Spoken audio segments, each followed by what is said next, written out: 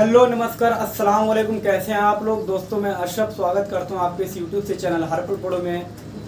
दोस्तों जैसा कि आप सभी जानते हैं कि मैट्रिक परीक्षा 2024 के फाइनल एग्जाम में केवल हमारे पास 6 महीने रह गए हैं। इन 6 महीने में हमें काफ़ी सारे सब्जेक्ट्स को पढ़ना पड़ता है। मैं बात करूँ साइंस, सोशल साइंस, हिंदी, ये सभी सब्जेक्ट्स थ्योरी बेस्ड है। हम इन्हें केवल याद करके आसान से आसान तरीक़ों से सवालों के जवाब को दे सकते हैं। पर मैं बात करूं दोस्तों इन सभी सब्जेक्ट से अलावा गणित की, तो दोस्तों हम और आप इस बात को अच्छे से जानते हैं, गणित को ना तो रटा जा सकता है ना ही याद किया जा सकता है। गणित को सिर्फ समझा जा सकता है। दोस्तों गणित को सिर्फ समझा जा सकता है। और दोस्तों इस समझने की सीरीज में कि गणित को हमको किस तरीके से पढ़ना है, गणित के में पढ़ते वक्त हमें किन किन फार्मूलों को याद रखना है, किन किन कॉन्सेप्ट्स को समझना है, तो दोस्तों आप इस YouTube चैनल के माध्यम से गणित को एकदम बेसिक से हाई लेवल तक समझ सकते हैं। अगर मैं कहूँ तो 0 to हीरो आप बन सकते हैं गणित के मामले में। मैट्रिक परीक्षा 2024 में आप 100 में से 100 अंक ला सकते हैं। तो ये वीडियो उन विद्यार्थियों के लिए ज़्यादा यूजफुल होने वाला है जिन्होंने गणित के बारे में ना तो कभी समझा है और ना ही कभी जाना है। दोस्तों मैं बात करूँ तो आपको इस YouTube चैनल के माध्यम से NCERT मैथ क्लास 10 पूरी की पूरी कवर कराऊंगा फार्मूला विद कॉन्सेप्ट के साथ, एकदम सरल तरीके से। ना ही दोस्तों आपको समझने में परेशानी होगी दोस्तों, ना ही आपको क्वेश्चंस को हल करने में परेशानी होगी। तो अगर अभी तक आपने मेरे इस YouTube चैनल हड़पल पढ़ो को सब्सक्राइब नहीं किया तो दोस्तों सब्सक्राइब कर ले।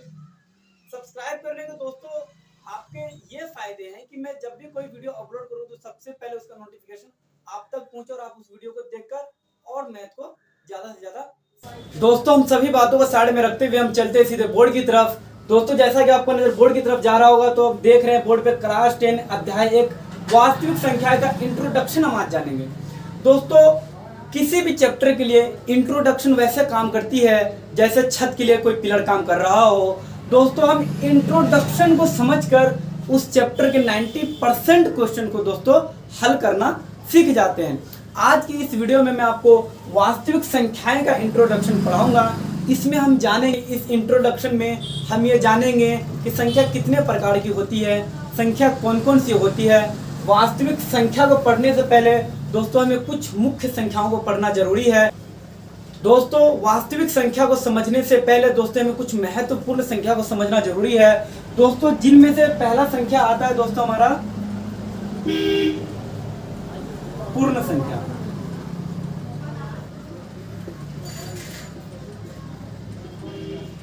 पूर्ण संख्या मैं ये अच्छे से जानता हूं कि जो भी विद्यार्थी, जितने भी विद्यार्थी इस वीडियो को देख रहे हैं उनमें से 95% विद्यार्थियों को ये सब एकदम अच्छे से मालूम होगा।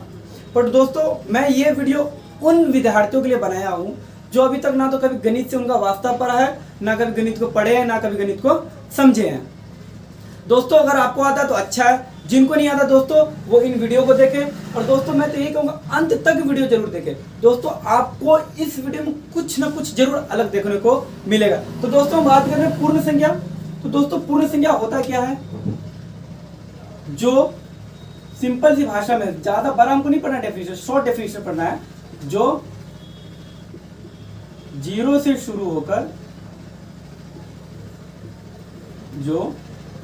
शुरू होकर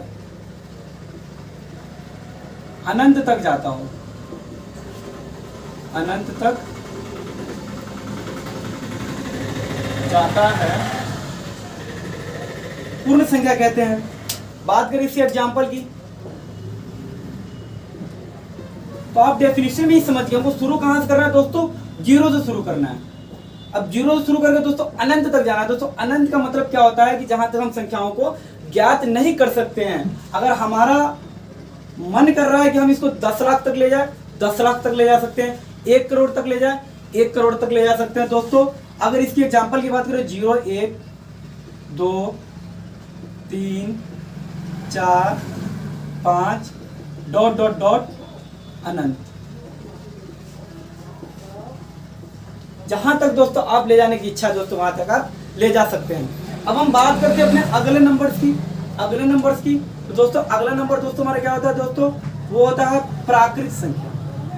क्या होता है दोस्तों? प्राकृत संख्या।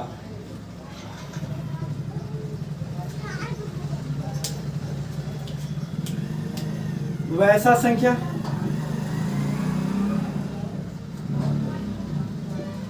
वैसा संख्या जो दोस्तों साथ ही साथ नोट्स इसका बनाते रहिए ताकि इन फ्यूचर आपको कभी भी पढ़ना हो तो आप उन नोट्स को देखकर याद कर सकते हैं। वैसा संख्या जो 1 से शुरू होकर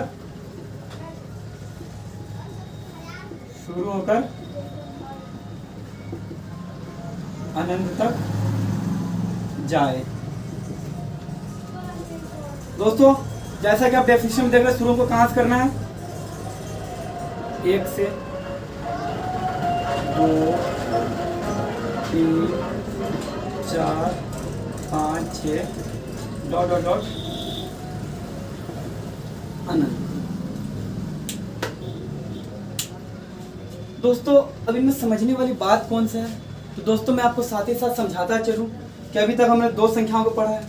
कितने संख्याओं को पढ़ा दोस्तों? 2 संख्याओं को पढ़ा है। अगर मैं आपसे पूछ लूं इनमें से बताइए 4 जो है वो पूर्ण संख्या है, पूर्ण संख्या है या प्राकृत संख्या है? दोस्तों मैं आपसे पूछ लिया कि बताइए ये 4 जो है ये पूर्ण संख्या है या प्राकृत संख्या है। दोस्तों तो आपने सोचा कि सर आपने भी पढ़ाया कि पूर्ण संख्या दोस्तों जो होगा वो कहां से शुरू होगा दोस्तों, वो 0 से शुरू होकर अनंत तक जाएगा। और दोस्तों प्राकृत संख्या जो होगा वो कहां से शुरू होगा दोस्तों, 1 से शुरू होगा, कहां तक जाएगा, अनंत तक जाएगा। तो दोस्तों आप जरा सा दिमाग लगाइए कि जो संख्या 0 से शुरू होगी उसको अनंत तक जाते जाते कहीं ना कहीं तो दोस्तों 4 जरूर आएगा। आएगा कि नहीं आएगा दोस्तों? एकदम से आना है 4 को। तो दोस्तों ऐसी ही बात करें प्राकृत संख्या। प्राकृत संख्या दोस्तों शुरू कहां से होता है दोस्तों? जैसे कि हम जानते हैं कि अभी मैंने पढ़ाया आपको दोस्तों कि जो प्राकृत संख्या जो शुरू होगा दोस्तों वो कहां शुरू होगा, 1 से शुरू होगा और जाएगा दोस्तों कहां तक, अनंत तक। तो दोस्तों हम जानते हैं कि दोस्तों अगर हम 0 से शुरू करें फिर भी बीच में कहीं 4 आएगा, 1 से शुरू करें फिर भी बीच में 4 आएगा। तो दोस्तों ऐसे सिचुएशन में दोस्तों हम 4 को कौन सी संख्या माने दोस्तों, पूर्ण संख्या ही माने या प्राकृत संख्या माने? तो दोस्तों मैं आपको कहना चाहूंगा दोस्तों 4 जो होगा वो क्या होगा दोस्तों, दोनों संख्याएं होगी। क्या होगी? दोनों संख्याएं होगी। क्या होगी दोस्तों? पूर्ण संख्या भी होगी दोस्तों, प्राकृत संख्या भी होगी। अब दोस्तों मैं बात करूं कि 0, मैं बात करूं 0 की कि 0 जो होगा बताइए कौन सा संख्या होगा, पूर्ण होगा, प्राकृत होगा। तो दोस्तों आप जैसे जानते हैं कि दोस्तों फिर हम लिखते हैं, फिर मैं समझाता हूँ कि पूर्ण संख्या शुरू कहां से होगा, 0 से, प्राकृत संख्या शुरू कहां से होगा, 1 से। इस स्टार्टिंग में हम देखते हैं दोस्तों कि पूर्ण संख्या अगर 0 से शुरू हो रहा है तो दोस्तों वो सभी संख्याएं आ रही है जो प्राकृत संख्या को हम लिख सकते हैं, बट प्राकृत संख्या में वो सभी संख्याएं नहीं आ रही है जो पूर्ण संख्या में आती है 0 को छोड़कर। तो दोस्तों इससे हम क्या समझे दोस्तों कि 0 जो है वो केवल और केवल दोस्तों पूर्ण संख्या होगी, प्राकृत संख्या वो कभी नहीं हो सकता है दोस्तों। क्यों? क्योंकि प्राकृत संख्या की शुरुआत हम 1 से करते हैं और पूर्ण संख्या की शुरुआत हम 0 से करते हैं, और 0 केवल पूर्ण संख्या में आता है, इसलिए दोस्तों हम 0 को केवल और केवल सिर्फ पूर्ण संख्या कह सकते हैं। अब दोस्तों एक कॉन्सेप्ट और आता है, क्या हम एक को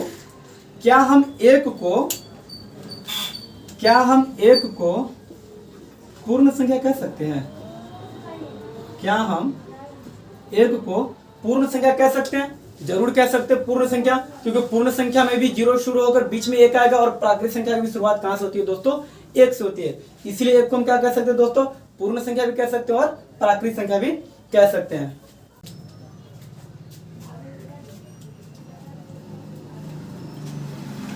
दोस्तों आगे बढ़ते हुए हम बात करते हैं दोस्तों परिमेय संख्या के बारे में। कौन संख्या दोस्तों? परिमेय संख्या। परिमेय संख्या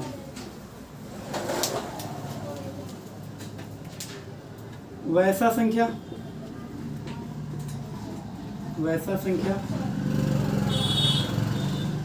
जो बट्टे क्यू के रूप में लिखा जाता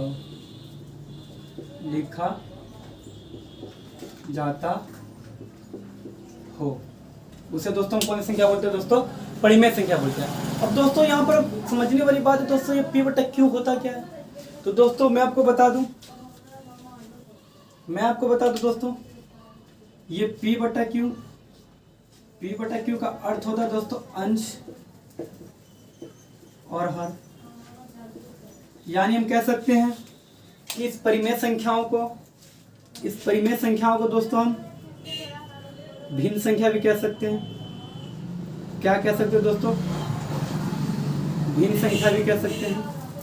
अब दोस्तों ये अंश और हर कि अगर किसी भी संख्या का दोस्तों अगर अंश और हर है तो उसे हम कह सकते हैं कि वो परिमेय संख्या है। फॉर एग्जाम्पल की बात करें तो जैसे जगह 4/3, 6/5, 1/2 etc। ये सभी संख्याएं क्या है दोस्तों? p बट्टे क्यू के रूप में है, यानी अंश बट्टे हर के रूप में है। इसे हम कह सकते हैं कि ये हमारा क्या है? परिमेय संख्या या भिन्न संख्या है। और इसमें दोस्तों हमें समझने वाली बात ये है कि मान लीजिए अगर क्वेश्चंस में अगर ऐसा दे दिया जाए, मान लीजिए अगर हमको क्वेश्चन में ऐसा दे दिया जाए कि बताइए 6.25 ये हमारा परिमेय संख्या है या नहीं है? पी बट्टे क्यू के रूप में है या नहीं है?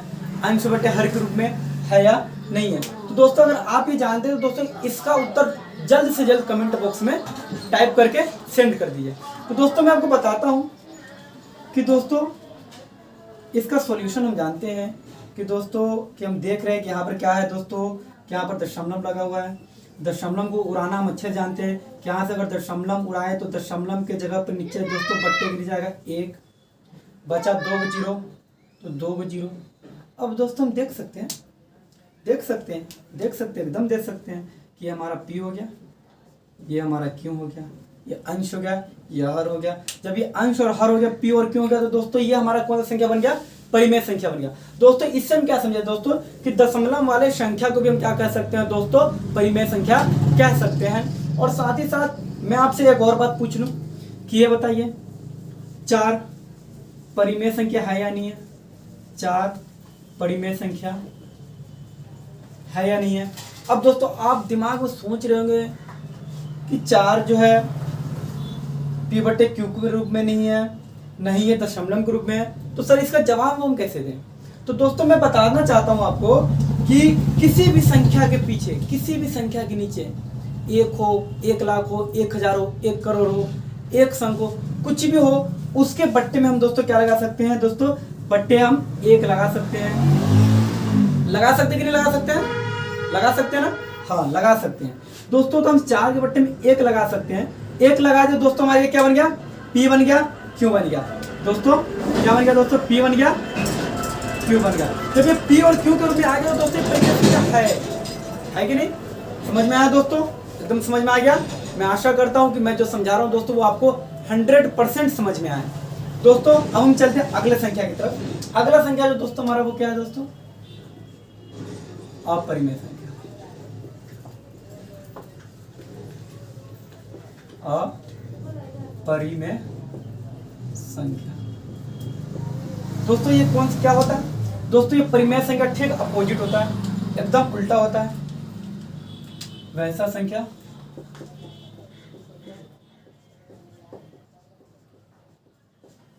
जो P बटा Q के रूप में नहीं लिखा जाता, नहीं लिखा जाता हो। अब P बटा Q को कौन नहीं लिखा जाता है? एग्जाम्पल देखते हैं दोस्तों। इसका एग्जाम्पल हो गया दोस्तों जैसे कि मैंने आपको यहाँ पर बताया कि दशमलव वाले संख्या को दोस्तों हम P बटे Q के रूप में लिख सकते हैं। पर दोस्तों किस दशमलव वाले संख्या को हम लिख सकते हैं? दशमलव वाला संख्या भी दोस्तों 2 प्रकार के होते हैं। दशमलव वाली संख्या दोस्तों दो प्रकार का होता है। एक होता है हमारा शांत दशमलव, एक क्या होता है दोस्तों शांत दशमलव, दूसरा क्या होता है दोस्तों अशांत दशमलव। तो दोस्तों शांत दशमलव को हम p बटे q के रूप में लिख सकते हैं। शांत दशमलव जो होगा वो हम क्या कर सकते हैं दोस्तों, उसको हम p बटे q के रूप में लिख सकते हैं। बट जो अशांत दशमलव होगा दोस्तों उसे हम p बटे q के रूप में नहीं लिख सकते हैं। अशांत दशमलव पहचानने का दोस्तों तरीका क्या है, शांत दशमलव पहचानने का तरीका क्या है दोस्तों,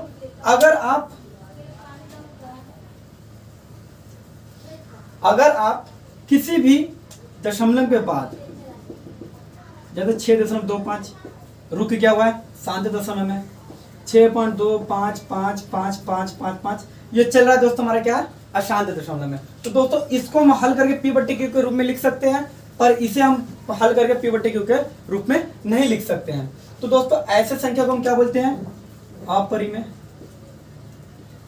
इसको क्या बोलते हैं परिमेय। मुझे आशा है दोस्तों आप समझ गए हो कि इसका एग्जांपल क्या होगा। इसका एग्जांपल हो जाएगा हमारा 3 पॉइंट, इसका एग्जांपल हमारा जाएगा क्या हो जाएगा पाई, ठीक है 6.222 डॉट डॉट डॉट √3 etc। समझ गए दोस्तों। अब हम बात करते हैं दोस्तों, अब इसके बाद हम दोस्तों मुझे आशा है कि आपको ये चारों संख्या अच्छे से समझ में आया होगा। दोस्तों अब हम चलते हैं सीधे अपने अध्याय वास्तविक संख्या के बारे में। अब हम समझेंगे कि दोस्तों वास्तविक संख्या होता क्या है। तो दोस्तों हम चलते हैं वास्तविक संख्या के बारे में।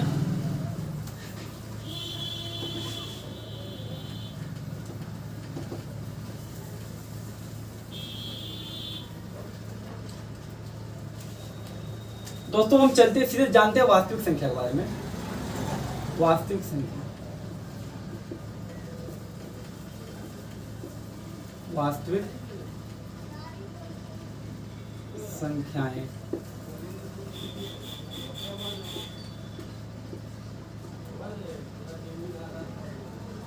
वास्तविक संख्या दोस्तों इसका डेफिनेशन जो होता है सभी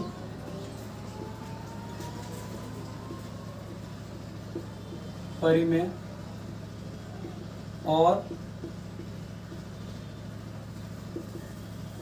अपरिमेय संख्याओं का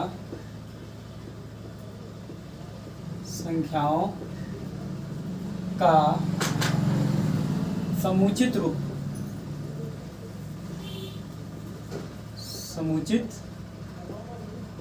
रूप वास्तविक संख्याएं कहलाती है। वास्तविक संख्याएं कहलाती है। संख्याएं कहलाती है। इसका एग्जाम्पल क्या होगा दोस्तों जैसा कि आप जानते हैं डेफिनेशन अगर आप अच्छे से पढ़े हैं तो समझ में आ गया होगा कि क्या है दोस्तों सभी अपरिमेय और अपरिमेय संख्याओं का क्या होगा दोस्तों समुचित रूप वास्तविक संख्या कहलाती है। समुचित रूप का अर्थ क्या हो गया दोस्तों, समुचित रूप का अर्थ वो है कि वास्तविक संख्या उन सभी संख्याओं से बने जिसका वो समुचित रूप हो। तो वास्तविक संख्या वो किसका समुचित रूप होता है दोस्तों, परिमेय और अपरिमेय। अगर मैं आपसे पूछूं √3 ये क्या है दोस्तों, परिमेय है या अपरिमेय है? तो दोस्तों आप जानते हैं √3 अपरिमेय है। तो क्या √3 एक वास्तविक संख्या हो सकता है? जी दोस्तों एकदम हो सकता है। क्यों? क्योंकि वास्तविक संख्या भी तो अपरिमेय का समुचित रूप है। तो हम यहाँ लिख सकते हैं √3 4 हम जानते हैं परिमेय संख्या है, पर परिमेय संख्या भी क्या है वास्तविक संख्या का समुचित रूप है, 4 भी हो जाएगा, 6.222 भी हो जाएगा, 6.25 ऐसी सारी संख्याएं क्या है दोस्तों वो क्या होगी वास्तविक संख्याएं होगी। अब हम वास्तविक संख्या को दोस्तों स्ट्रक्चर के माध्यम से समझते हैं। दोस्तों वास्तविक संख्या के कुछ प्रकार को हम डायग्राम के माध्यम से समझेंगे।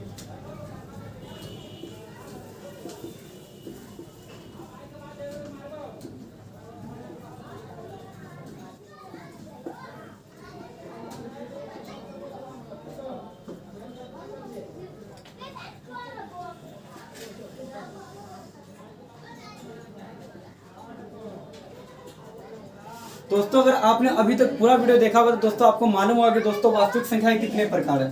दोस्तों वास्तविक संख्या के दोस्तों कितने प्रकार है, 2 प्रकार। पहला क्या है? परिमेय। दूसरा क्या है? अपरिमेय।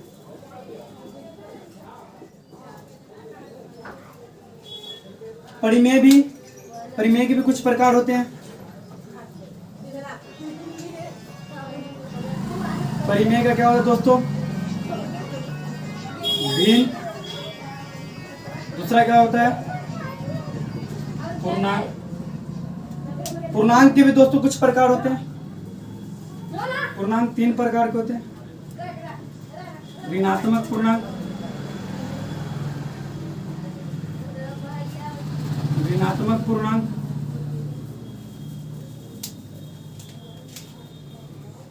शून्य पूर्णांक,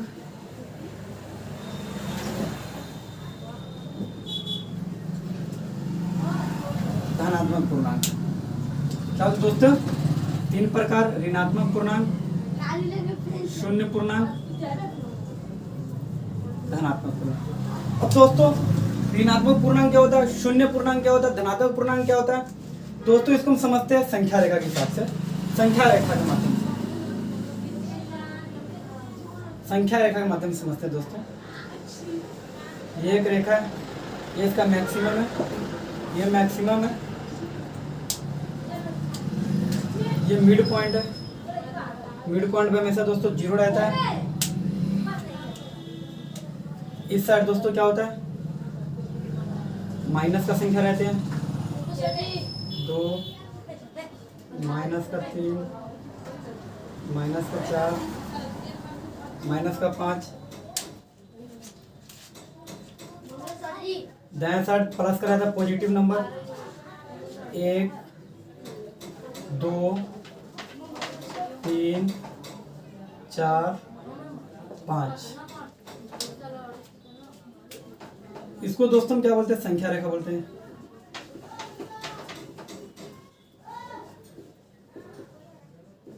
संख्या रेखा दोस्तों, ये जो मिड पॉइंट होता है, मिड पॉइंट 0 जो होता है, 0 से इधर की जो संख्या है दोस्तों, 1 को लेकर इधर हम चले, इधर अनंत तक है दोस्तों। ये कौन सा संख्या होता है दोस्तों? ऋणात्मक संख्या होती है।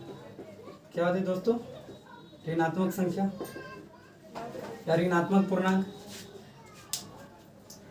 इस साइड की जितनी भी संख्याएं होती है, प्लस वाली संख्या, धन वाली संख्या, इसको दोस्तों क्या बोलते हैं? धनात्मक पूर्णांक, धनात्मक पूर्णांक। बात करें हम शून्य की, तो शून्य ना तो ऋणात्मक होता है, ये ना तो ऋणात्मक होता है और ना ही धनात्मक होता है। तो दोस्तों मुझे आशा है कि दोस्तों आप ये सारी बातों को एकदम अच्छे से समझ गए होंगे। दोस्तों इसमें हमने क्या किया? पूर्ण संख्या को पढ़ा, प्राकृत संख्या को पढ़ा, परिमेय संख्या को पढ़ा, अपरिमेय संख्याओं को पढ़ा। साथ ही साथ हमने ये जाना कि दोस्तों वास्तविक संख्याओं का समुचित रूप कौन कौन सा होता है। समुचित रूप में हमने दोस्तों जाना कि वास्तविक संख्या 2 प्रकार के होते हैं, परिमेय संख्या, अपरिमेय संख्या। परिमेय संख्या के 2 प्रकार के होते हैं, भिन्न, पूर्णांक। पूर्णांक भी 3 प्रकार का होता है, ऋणात्मक पूर्णांक, शून्य पूर्णांक और धनात्मक पूर्णांक। इस संख्या रेखा के माध्यम से दोस्तों हम ये समझ चुके हैं कि ऋणात्मक संख्याएं यानी ऋणात्मक पूर्णांक कौन कौन सी संख्या होती है, धनात्मक पूर्णांक कौन कौन सी संख्या होती है। और दोस्तों इसमें अगर कुछ याद करने वाली बात है दोस्तों, तो वह है 0। दोस्तों आपसे पूछ लिया जाएगा, बताइए 0 क्या है? 0 क्या धनात्मक है या ऋणात्मक है? तो दोस्तों जैसे कि मैंने यहाँ पे लिखा, 0 जो है वो ना तो ऋणात्मक होता है और न ही धनात्मक होता है, ना उसके पास ऋण होता है, ना ही उसके पास धन होता है। वो क्या होता है? खुद एक पूर्णांक होता है, जिसे हम क्या बोलते हैं दोस्तों? शून्य पूर्णांक में। दोस्तों अगर आपको ये वीडियो अच्छा लगा तो वास्तविक संख्या के बारे में जितना भी चीज दोस्तों अभी तक पढ़े हैं दोस्तों, उसका शॉर्ट रिवीजन कर लेते हैं। दोस्तों मैं आपसे पूछता हूँ, बताइए 0 क्या एक पूर्ण संख्या या प्राकृत संख्या है? इसका उत्तर जल्दी जल्दी हमारे कमेंट बॉक्स में दोस्तों सेंड करें। दोस्तों 0 जैसा कि आप जानते हैं दोस्तों कि पूर्ण संख्या 0 शुरू होता है, प्राकृत संख्या 1 से शुरू होता है, तो प्राकृत संख्या तो दोस्तों होगा नहीं, तो 0 कैसा संख्या होगा दोस्तों? हमारा पूर्ण संख्या होगा। बात करते हैं, क्या प्रत्येक परिमेय संख्याएं वास्तविक संख्या हो सकती है? प्रत्येक परिमेय संख्याएं वास्तविक संख्या हो सकती है? बिल्कुल हो सकता है, क्योंकि प्रत्येक परिमेय संख्याओं का समुचित रूप वास्तविक संख्या होता है। मैं आपसे यही पूछ लूं साथ में, क्या प्रत्येक अपरिमेय संख्याएं वास्तविक संख्या हो सकता है? बिल्कुल हो सकता है। क्यों? क्योंकि वास्तविक संख्या परिमेय और अपरिमेय दोनों का दोस्तों क्या है? कंबाइंड है, दोनों का क्या है दोस्तों समुचित रूप है। तो इसलिए प्रत्येक अपरिमेय संख्या हो या प्रत्येक परिमेय संख्या हो वो वास्तविक संख्या हो सकता है। मैं आपसे पूछ लूं √4 ये परिमेय है या अपरिमेय है? तो दोस्तों मैं बता दूं √4 क्या है दोस्तों, परफेक्ट स्क्वायर है, पूर्ण वर्ग है। और दोस्तों पूर्ण वर्ग या परफेक्ट स्क्वायर हमेशा क्या होता है दोस्तों, परिमेय संख्या होता है। √4 का वैल्यू दोस्तों 2 होता है। 2 एक पूर्ण संख्या है, प्राकृत संख्या भी है। और मैंने दोस्तों बताया था किसी भी संख्या के बट्टे में दोस्तों हम 1 लगा सकते हैं। तो 2 के बट्टे में 1 लगाने से दोस्तों वो p/q के रूप में बदल गया। p/q के रूप में बदल गया तो दोस्तों वो हमारा क्या होगा, परिमेय संख्या होगा। इसी के साथ मैं बात करूँ √5 एक क्या है, परिमेय है या अपरिमेय है? तो दोस्तों √5 एक परफेक्ट स्क्वायर नहीं है, ये क्या है दोस्तों, नॉन परफेक्ट स्क्वायर है। तो दोस्तों प्रत्येक हर एक नॉन परफेक्ट स्क्वायर दोस्तों हमारा अपरिमेय संख्या होता है और हर परफेक्ट स्क्वायर दोस्तों हमारा क्या होता है, परिमेय संख्या होता है। तो दोस्तों अगर आपको ये वीडियो अच्छा लगा तो दोस्तों इस चैनल को सब्सक्राइब करें, लाइक करें और कमेंट में अगर किसी भी तरीके से परेशानी हो रहा है दोस्तों हमारे कमेंट सेक्शन में दोस्तों उस परेशानी को दोस्तों सेंड करें और दोस्तों अपने दोस्तों तक शेयर करें।